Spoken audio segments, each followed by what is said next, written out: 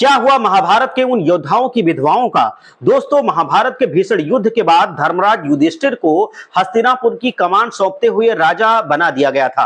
राजा बनने के बाद युधिष्ठिर और सभी पांडव अपनी प्रजा और अपने परिजनों का बहुत ख्याल रखने लगे। दिन भर अपने लोगों की चिंता में डूबे रहते थे और प्रयास करते रहते थे कि उनके जीवन को कैसे खुशहाल बनाया जाए। अपने सेवा भाव से सभी पांडवों ने माता गांधारी और धृतराष्ट्र को भी उनके बच्चों के दुख से उबार लिया था। अब वे भी कुछ खुश रहने लगे थे। मगर जैसे समय बीता, धृतराष्ट्र और गांधारी ने अपना बाकी जीवन वन में बिताने का निर्णय लिया। उन्होंने अपना यह विचार राजा युधिष्ठिर को बताया और उनसे आज्ञा मांगी। अपने ज्येष्ठ पिता की बातों को सुनकर युधिष्ठिर दुखी हो गए। वो वैसे ही अपने इतने परिजनों के दूर जाने से बहुत टूट चुके थे। अब बचे हुए कुछ अपनों से दूर होने की बात से युधिष्ठिर का मन भाव विभोर होने लगा। मगर विदुर के समझाने पर युधिष्ठिर अपने भावों को नियंत्रित कर लेते हैं और अपने बड़ों के विचारों का सम्मान करते हुए उन्हें वन के लिए प्रस्थान करने की आज्ञा दे देते हैं।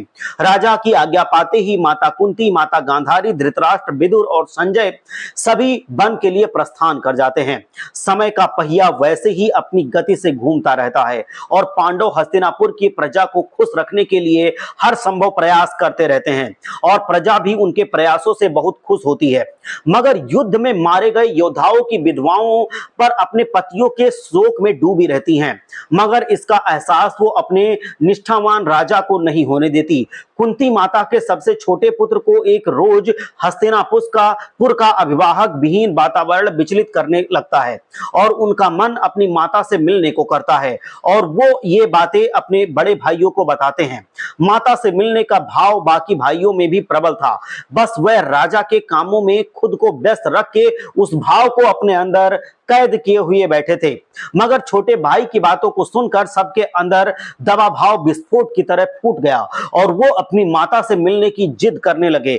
जब हस्तिनापुर की प्रजा को यह पता चला कि पांडव माता कुंती से मिलने जा रहे हैं, तो प्रजा ने भी पांडवों के साथ आने का निर्णय किया। अब सभी पांडव और हस्तिनापुर की प्रजा वन की तरफ प्रस्थान करती है। हस्तिनापुर की प्रजा में वे विधवाएं भी होती हैं जो अपने पतियों के शोक में डूबी हुई थी।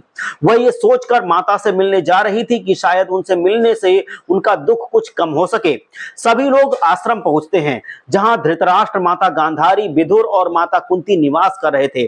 सभी पांडव आश्रम के अंदर जाकर अपने परिजनों के दर्शन करते हैं और बाकी प्रजा की भी आश्रम के आसपास निवास करने लगती है। कुछ दिन बाद महर्षि वेदव्यास आश्रम में और बाहर सबसे पहले प्रजा को देखते हैं और उन्हें एहसास होता है कि प्रजा के बहुत से लोग अपने परिजनों के शोक में डूबे हुए हैं। ये देखकर महर्षि व्यास सभी को समझाना शुरू करते हैं कि आप लोग दुखी मत होइए, उनके सभी परिजन अपने अपने लोक में सुखी हैं। व्यास के समझाने के बाद भी प्रजा दुख में विलीन ही रहती है और वो हो भी क्यों ना, किसी को अपने के खोने का दुख तो भगवान के समझाने से भी दूर नहीं होगा।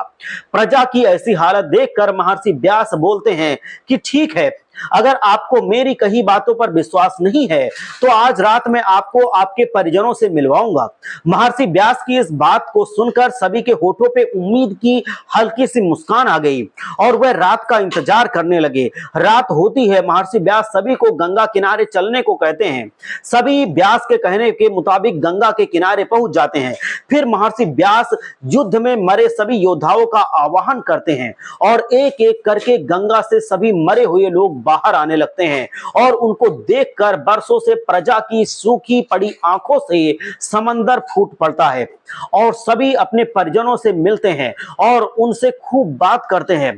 फिर धीरे धीरे करके सभी परिजन गंगा में वापस डुबकी मार लगाकर अदृश्य हो जाते हैं।